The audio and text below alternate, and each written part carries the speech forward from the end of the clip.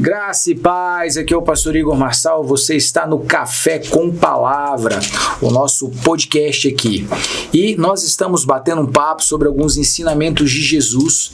E nesse vídeo em especial nós vamos falar sobre as formas de contribuição e sobre gestão financeira. Então fica com a gente aí, eu sei que você vai ser muito abençoado em nome de Jesus. Deus abençoe.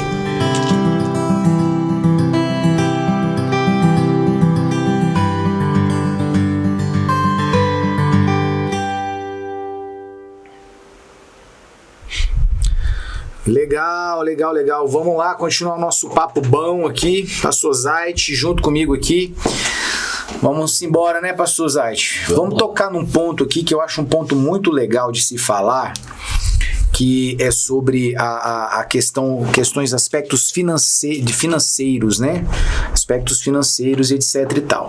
A gente tem aí dois pontos de forma mais pontual que a gente vai trabalhar aqui. Primeiro, sobre os elementos que norteiam os princípios que falam sobre contribuição para o cristão, né?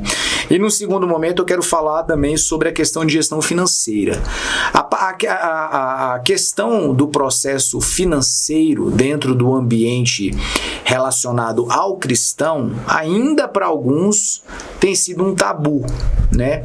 Tem sido um elemento onde há uma série de questionamentos, dúvidas e receios e etc, né? Então vamos bater um papo primeiro, trazendo aí algumas alusões sobre esses fundamentos que envolvem a questão dos processos de contribuição, né, do cristão dentro do ambiente da sua vida cristã, e depois vamos passar para essa parte do processo de finanças. Então, primeiro, vamos lá.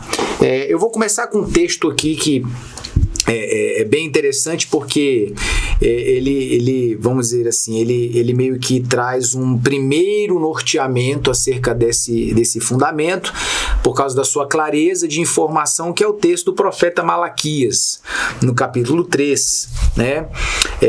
Onde ele vai falar a respeito da questão do roubar a Deus, né? Um texto que é muito usado quando vai se ensinar sobre isso, vai se falar sobre isso. Aí muita gente questiona, mas isso é no Velho Testamento, isso tem a ver com o Novo, e etc. Vira com esse processo todo. Eu vou ler o texto, depois a gente vai comentar em cima disso aí. Então diz lá, a partir do verso 8 do capítulo 3 do profeta Malaquias: pode um ser humano roubar algo de Deus? No entanto, estais me roubando. E ainda ousais questionar: como é que te roubamos? Ora, nos dízimos e nas ofertas. Estais debaixo de grande maldição, porquanto me roubais. A nação toda está me roubando.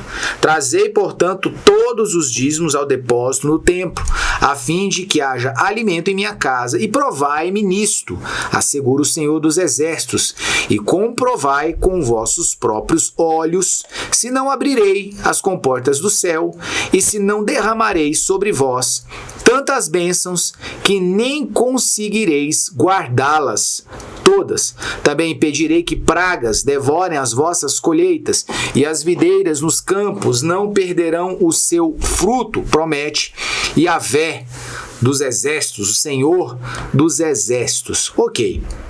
Então vamos lá, vamos começar o nosso princípio a nossa análise aqui, o nosso papo aqui acerca dos princípios, né, de contribuição a partir daqui. Primeiro ponto que eu acho interessante, importante falar, na verdade, é que existe, no meu entender, Pastor Zait, e aí você já comenta em seguida, alguns elementos que Deus estabelece para guardar o nosso coração, tá, de uma como é que eu vou dizer, de uma tentação, tá, sobre a questão da ganância, né? Quando a gente vai analisar a questão daquilo que é o dinheiro, né? A questão do pensamento sobre o que vem a ser a moeda, né? O dinheiro, o papel que serve como vínculo comercial, ele mudou, vem durante todo o período da história, né? Então, primeiro, o início, não existia moedas, não existia dinheiro, não existia vamos dizer assim, um item, um objeto, um item que tivesse esse tipo de vínculo. Tudo era feito na base do processo da troca, né? As permutas eram feitas. Então, eu tenho aqui um saco de arroz, você tem um saco de milho. Então, a gente troca, né? Então, agora eu vou ter milho e arroz. Você vai ter também milho e arroz. O outro tem lá uma porcelana, você tem um tecido, então vamos fazer permutas. Então era muito isso. Depois de um certo tempo, o processo veio evoluindo, criou-se moedas com determinado valor. Então, aquele conjunto de moedas, 5 moedas de prata equivalem a um saco, 2 sacos de grãos. E as trocas comerciais começaram a ser feitas por intermédio também de moedas pelo mundo inteiro. Então, dentro desse processo todo de construção, a Bíblia, ela começa a trazer vários ensinamentos acerca do perigo, tá? Que o amor a esse dinheiro pode trazer, né? Trazendo fundamentos sobre a raiz de todos os males. Salomão fala muito sobre isso daí. Em muitos momentos ele ensina que há um perigo dentro dessa proposição em volta do dinheiro, do recurso que norteia as práticas comerciais do mundo, onde quem tem mais acaba tendo algum tipo de status, poder, luxo e fama, e quem tem menos está em risco de sobrevivência, está em risco de sobrevivência ali, tem as suas limitações e não consegue comprar, não consegue comer, não consegue vestir, e há esse desejo de quem está embaixo querer subir e quem está em cima subir ainda mais, né? E esse tipo de proposição é um perigo para a alma, é o que Salomão defende, é o que os escritores da Bíblia defendem, que o amor a essa evolução desmedida como objetivo de vida, de chegar a patamares mais e mais altos, é um perigo para a alma, porque vai nos desvincular do real propósito da vida, que é buscar o reino de Deus. Então há esse perigo. Com esse sentimento e pensamento aí, eu vejo que parte da razão de algumas medidas que o Senhor ele toma é para proteger a nossa alma desse tipo de ganância, né? A vivência do dízimo, né? A prática do dízimo, ela não é uma prática de agora, ela é uma prática que vem de gerações, né? De várias gerações, não só gerações bíblicas, mas povos adjacentes aos povos bíblicos também já tinham esse tipo de atitude. A gente vê Abraão, né? Inaugurando esse pensamento aí, essa iniciativa dentro de um contexto bíblico, antes da lei, né? Abraão tá ali, ele vê Melquisedeque, então ele percebe Melquisedeque como um sacerdote do Deus Altíssimo, o rei de Salém. Então ele pega tudo que ele tem, tira o dízimo e entrega para esse sacerdote, né? Como um símbolo aí eu vou voltar ao meu ponto, inicialmente mostrando que o seu coração não está preso à ganância. Ele está falando, olha, eu vou pegar esses 10% de tudo que eu ganhei e eu vou entregá-lo a Deus como um símbolo da minha fidelidade, da minha honra, né? De que o meu coração não está obstinado pela ganância, mas eu compreendo que todo recurso a mim dado, ele tem uma origem, a origem é Deus, que me capacitou, que me colocou em condições de estar nos lugares e fazer bons negócios, em articular coisas, em vencer batalhas. Ele estava vencendo uma batalha muito importante naquele momento lá, ele teve ali, né, uma boa vitória.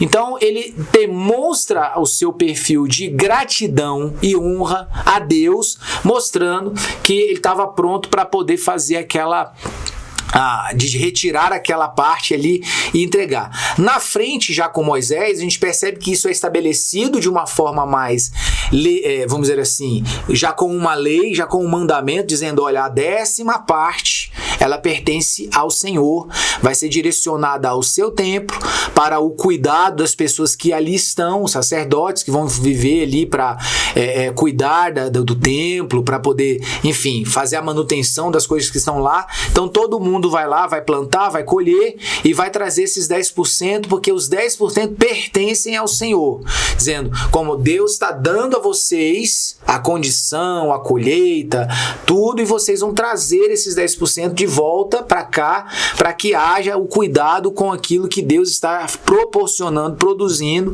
através do seu templo, através do exercício sacerdotal e tal. Então essa turma vai ficar aqui e esses 10% vão vir para cá. Então mostrando que isso é uma prova de honestidade. E num terceiro tempo, a gente vê que já Malaquias, um dos últimos profetas a profetizar, né, depois do processo da reconstrução já do templo e tudo mais ali, Malaquias se levantando para dizer, olha, vocês estão roubando a Deus, porque vocês deixaram de cumprir o princípio de que o 10% do que vocês produzirem tem que vir para o templo, para que daqui esses 10% sejam dirigidos ao cuidado, para que a casa do Senhor tenha alimento, para que as pessoas que estão ali vivam disso, para que haja sustento das pessoas que necessitam e etc. E aí o Senhor mostra, eu recompenso a honestidade. Se vocês forem honestos e trouxerem aquilo que não pertence a vocês, mas pertencem a mim, eu vou abrir as comportas do céu, vocês vão ser abençoados, eu vou proteger a sua colheita. Então aí o Senhor começa a mostrar que ele recompensa a honestidade. Ele abençoa quando você é honesto e não está se deixando ser seduzido pela ganância, e você vai então trazer aquilo que pertence a Deus para o exercício do que ele quer fazer na terra, né? E guarda teu coração desse sentimento ganancioso, é meu, eu tenho que ter mais e eu vou fazer mais e etc e tal. Nesse contexto todo, pastor Zait, como que o senhor começa aí a observar esse construto aí? Então, assim, guardar o nosso coração, né? Nosso coração tem que estar guardado, porque o Senhor Jesus, ele diz que do coração procedem todos os maus pensamentos, né? E se o nosso coração não estiver guardado na questão financeira, nós vamos estar propensos a nos distrairmos aqui na vida, né? O que deveria ser um meio, né, acaba virando uma finalidade para nós, né? E aí a gente vai investir tempo, mais recurso em produzir mais e mais recursos financeiros, né? Quando aquilo era só um meio pelo qual a gente chega a atingir um propósito de Deus aqui na Terra. Sim. Né? Então, assim, eu vejo que a questão do dízimo, né, e das ofertas, elas vêm nos ensinar, trazer ensino, trazer instrução para o nosso coração, regulá-lo, para ele não ficar desenfreado no uso, né, das coisas materiais, né, e discipliná-lo a saber viver com uma quantia menor do que 100% dos ganhos financeiros. Sim. Né, e mesmo assim ter uma vida satisfeita, uma vida alegre, confiando em Deus o tempo todo. Então, e assim, o dízimo, ele é um princípio espiritual, né? Então, se nós estamos ligados a Deus, ao reino de Deus, como a palavra diz lá em 1 Pedro, né, que nós somos nação santa, reino sacerdotal. Sim. Se eu me sinto nessa condição, se você se sente nessa condição, né, não há porquê a gente dizer o dízimo era uma coisa da antiga aliança, lá do Velho Testamento, né? Porque Deus instituiu o dízimo para o povo de Israel, sim, mas nós também somos descendência de Abraão, né, em Cristo Jesus. Uhum. E somos essa esse novo reino, essa nação sacerdotal instituída por Deus. Se eu me considero parte do reino, eu vou participar daquilo que está instituído nesse reino, que são os dízimos, as ofertas, porque elas vão instruir nosso coração, disciplinar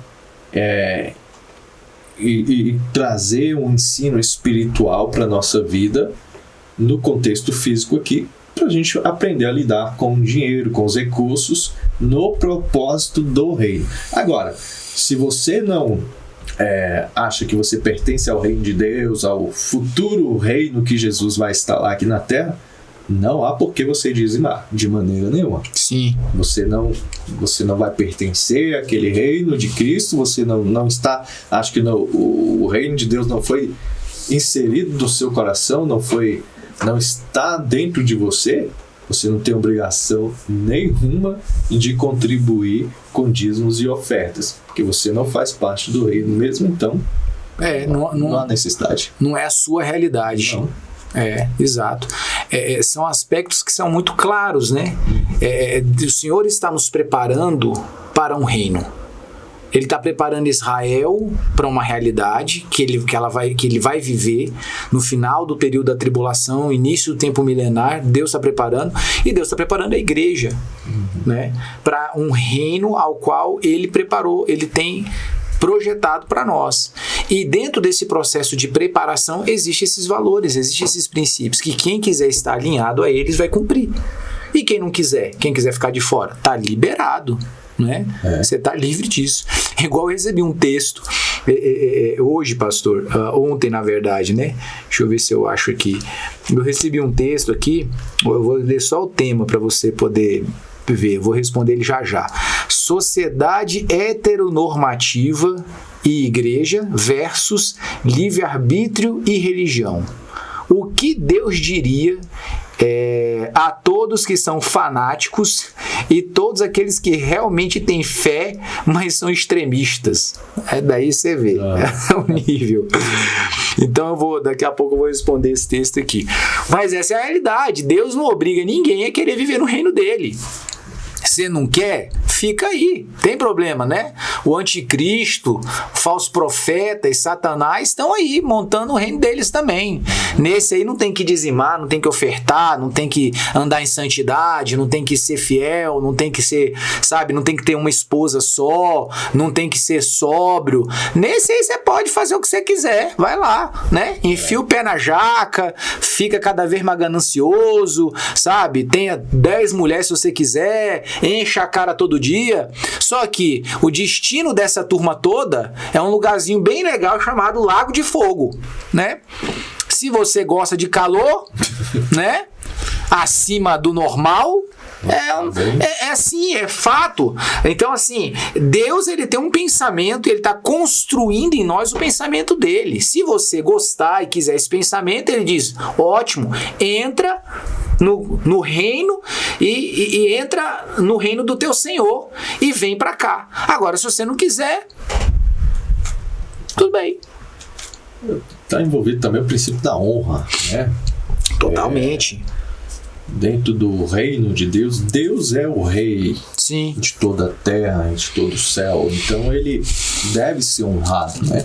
E esse princípio da honra, ele vai levar até o reino milenar de Cristo, né? Onde todas as nações elas subirão uma vez por ano, né? Todos os povos terão que subir e dar presentes, honrar a Deus, ofertando presentes ao Rei Jesus, que vai reinar, governar nos 1000 anos aqui. Exatamente, né? Não tem essa ideia, né? Pastor Zait, lê para nós aí o texto de 2 aos Coríntios, capítulo 9. Lê para nós do verso 6 até o verso 8, por favor.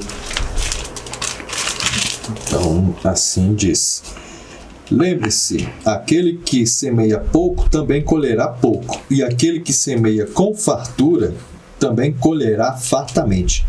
Cada um dê conforme determinou em seu coração, não com pesar ou por obrigação, pois Deus ama quem dá com alegria.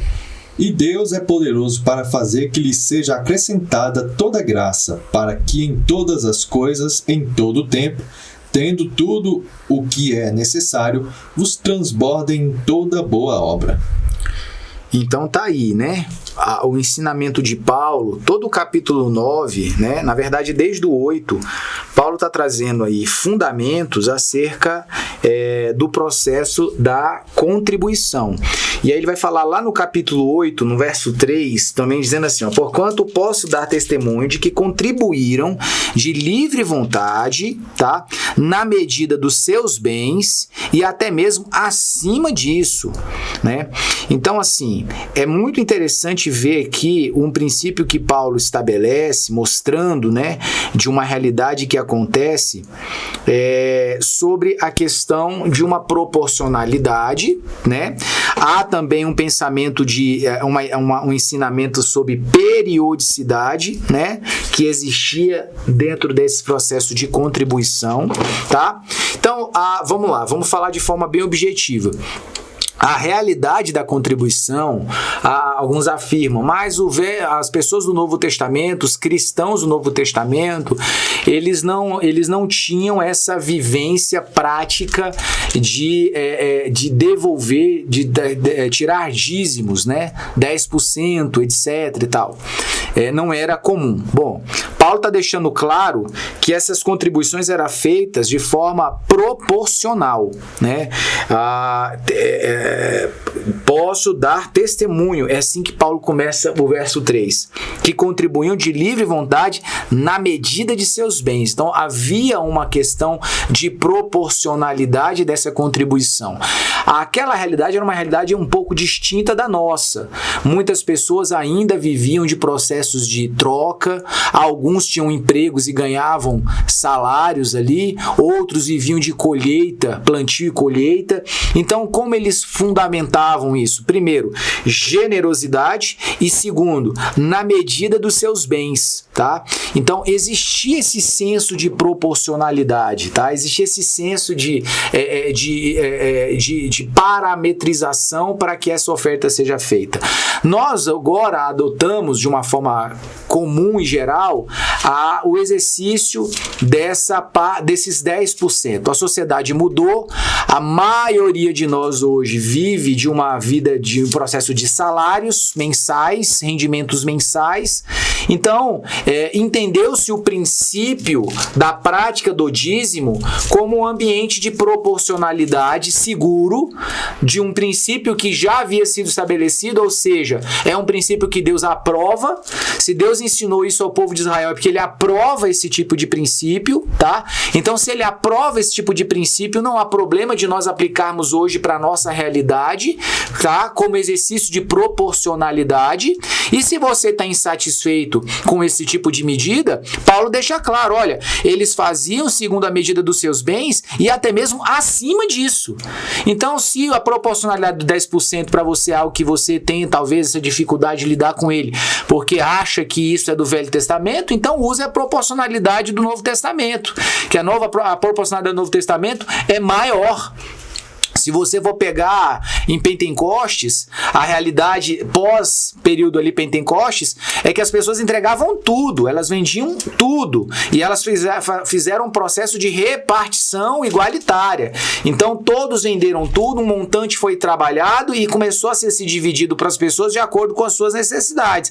Quem tem uma família com 6 filhos ganha mais, quem tem uma família com 1 filho ganha menos, né? Então foi feita uma redistribuição de bens e recursos. Tá? E foi assim que aconteceu. A proporcionalidade do Novo Testamento, ela sempre foi mais efetiva. Essa realidade só se cumpriu ali no tempo da igreja de Jerusalém, naquela fase. Aquilo não continuou nas igrejas que foram sendo fundadas. A pessoa, para poder ser membro, ela tinha que vender tudo, acabou aquilo. Aquilo foi naquele momento. Tá? Depois, o processo das contribuições começaram a olhar para Jerusalém, ver a necessidade dos irmãos lá e começaram começou a se levantar recursos para ser enviado para Jerusalém por causa da necessidade e pobreza que aquelas pessoas ali viviam. E também esse recurso era utilizado para a campanha evangelística missionária de Paulo. Paulo tinha uma galeria de obreiros e missionários que cooperavam com ele, que eram igualmente sustentados por esses donativos. Ao passo de muitas vezes Paulo até mesmo tem que trabalhar para poder, fora o seu trabalho de evangelização, usar a sua profissão, que era fabricante de tendas, para poder levantar recursos complementares para que essa equipe que ele tinha pudesse ali estar continuando seu exercício. Paulo, aos Coríntios, ele é enfático em mostrar que aquela igreja, que era uma igreja muito próspera, ela poderia contribuir. Paulo muitas vezes falou: eu não quero contribuição de vocês, porque o coração de vocês não está nisso daí, vocês estão fazendo isso de uma forma equivocada, eu não quero colocar qualquer tipo de impedimento, porque ainda existia um sentimento ainda apegado ao aspecto ganancioso. E Paulo deixa claro que isso também não era uma coisa só dele. Ele fala: olha, Pedro também tem esse tipo de benefício, os demais apóstolos também viajam com esse tipo de benefício. Então, assim, o que eu quero mostrar? A vivência da prática de contribuição no Novo Testamento, ela é viva, ela é extremamente comum, normal, aplicável. Todas as igrejas entendem isso como algo que é necessário. A vivência da realidade dos 10% hoje é uma referência, tá, ao que era praticado no Velho Testamento, que ainda é muito inferior ao que era praticado no Novo Testamento, tá? É inferior à vivência do dízimo, mas é um ambiente de proporcionalidade que é ok, porque Deus já mostrou que ele aprova, então não está errado fazer a prática do dízimo. Vamos dizer assim, você quer saber qual é a estaca base, a estaca mínima da questão da contribuição? É o dízimo, é os 10% que Deus estabeleceu estabeleceu desde o tempo de Abraão, tá? Vem antes da lei isso daí. Então a estaca zero é essa, é o marco zero. Só que a gente percebe que esse marco zero aqui, na igreja neotestamentária, ela é sempre ultrapassada, ela é sempre ela é sempre vivenciada em uma nova proporção, numa proporção mais maior, né? Uma proporção maior. E o Senhor estabelece princípios. Olha, o que planta, o que semeia pouco, vai colher pouco. Lembra que eu falei do dízimo de Malaquias? Deus fala: se você fizer, eu vou proteger a sua renda, eu vou guardar ali, eu vou colocar a mão e vou recompensar a sua honestidade em devolver aquilo que não é seu. Aqui Paulo está trazendo, o Espírito Santo está trazendo através de Paulo mais um princípio. Ele fala: olha, se você semear muito, você também vai poder colher. Então Paulo está trazendo um princípio de prosperidade, falando: se você for alguém que tenha essa liberalidade, esse coração aberto para semear com alegria, trazer com o teu coração feliz, alegre, e semear, você vai colher. Então aqui ele está falando desse princípio de entendimento de que a oferta que você estabelece, ela vai proporcionar a você uma melhor colheita, uma colheita mais ampla. E aqui eu vou voltar a um princípio do vídeo anterior, que eu aconselho você a ler aí. Vamos até colocar, viu, Pedro, naquele final de tela lá, para o link do vídeo passado. Tá? Para que você aprenda sobre isso. Quando nós estávamos falando sobre o tesouro, aonde está o seu tesouro. Então, assim, quando o teu coração ele está nas coisas do céu, tá? E você entende que ali está o seu tesouro, e você se torna alguém pronto para poder ser liberal, para ser mais generoso naquilo que você oferta, naquilo que você semeia, não tendo apego a isso daqui, então o Senhor ele estabelece um princípio de recompensa, porque você não está preso à ganância. Então não tem problema de você ser cada vez mais próspero, não está apegado a esse aspecto da ganância. É aquela situação, se você é fiel no pouco, você também vai ser fiel no muito. Então, se você hoje consegue ser fiel ganhando R$1.000, não vai ter problema se o Senhor te colocar numa condição de você ganhar 10.000, porque o seu coração vai continuar no reino. Então, você não vai ter problema com fidelidade quando os valores forem aumentando. Porque muitas vezes, quando a pessoa está presa na ganância, é o que acontece, né? Não, R$1.000, tá, eu vou dar 100. Ah, agora eu tô ganhando 10.000. Eita, agora é R$1.000 o dízimo. E aí? Será que eu tô pronto para poder ter essa confiança de que o Senhor me colocou numa condição de maior prosperidade? Então eu já tô pensando no que eu tô perdendo, ao invés de eu pensar no que eu tô ganhando. Peraí, se eu tô ganhando 10.000, quer dizer que o Senhor me tirou de uma condição de 1.000, me levou a uma outra condição, então Ele tá me colocando em lugar de prosperidade, porque Ele viu que meu coração não tá apegado nisso. Agora, se meu coração começar a se apegar, esses 10.000 vai valer menos do que os 1.000, que eu já vi isso acontecer. Gente que ganha 9, 8 mil reais e vive uma vida tão limitada, tão ruim, que parece que quem ganha um salário mínimo consegue viver melhor que ele. Você já viu isso acontecer, pastor? Ah, demais, né? Assim, eu também trabalhei em ambiente de órgão público, né? E do legislativo, e o pessoal de empréstimo sempre rondava, né, nesses ambientes. Doido para render dinheiro. E o mais a pessoa, quanto mais tem, parece que mais ela quer e vai se afundando nisso, né? Assim, então Deus, ele é muito sábio na proporcionalidade que ele traz. Sim. Porque quando a gente dizima, a gente tira os 10%. Tanto faz o pobre como o rico. Sim. Os dois vão dar na mesma proporção. Sim. Se alguém ganhou R$10, ele vai tirar R$1. É 10%. Se alguém ganhou 1.000, ele vai tirar 10%, vai ser R$100. Sim. Mas tanto os R$100 como o R$1 estão na mesma proporção. Exato. São 10%. Então, quando comparecemos diante de Deus com o nosso dízimo, né, nós somos iguais, né? Não há ninguém que sobrepuja o outro naquilo. Não é porque o valor de um é maior e o valor do outro é menor que isso faz alguma diferença para Deus. Muito bom esse princípio, entendimento. E é por isso que também Jesus, ele honrou, né, a oferta daquela viúva, né? Exato. Porque ela deu de coração, sem estar apegado àquele valor. Sim. Né? Que era tudo que ela tinha. Era tudo. Não era nem 10%, né? Ela deu tudo. Então, assim, essa questão do valor que nós damos às coisas, né? Isso é provado na hora de nós tirarmos os dízimos e as ofertas. Sim. Né? Porque se o nosso coração ele estiver dando muito valor às coisas dessa terra aqui, aquilo vai ser penoso, aquilo vai ser custoso pra gente. E às vezes vai ser por obrigação que a gente vai estar fazendo. E aí não segue o princípio, né? Não segue, fica inválido, né? Fica inválido. É oferta de tolo, né?